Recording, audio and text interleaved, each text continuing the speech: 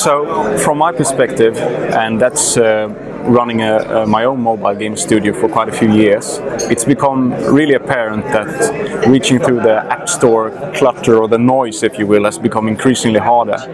Well, it used to be very simple, like get a feature from Apple, and then you can cash in. It's not like that anymore.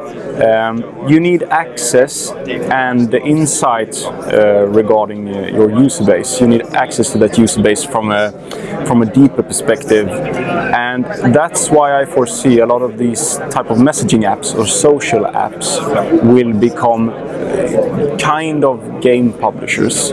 Not true game publishers in the sense that they will be only specified on developing games themselves or working with game developers, but they will try to converge between messaging and gaming.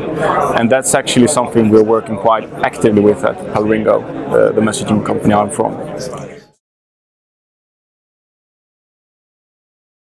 We think it's a very powerful mixture of both retaining the users for a longer time in the messaging app, but also having access to a kind of marketing tool for the external games, if you will. So it will lower your acquisition cost for users, but it will also strengthen your retention mechanism. What we're doing right now is we're launching a multitude of game products to really see, okay, this worked, this didn't work, this actually had a good feedback loop between messaging and gaming.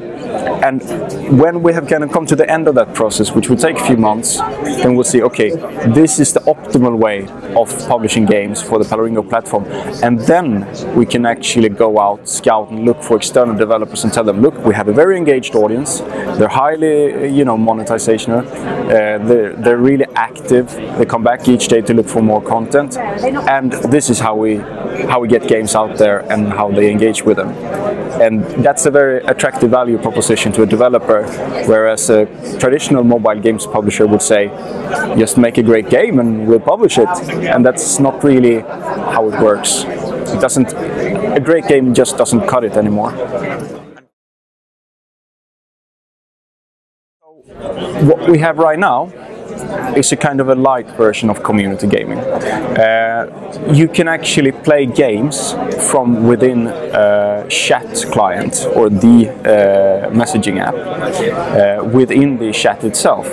You can also consume items, spend money from within the chat.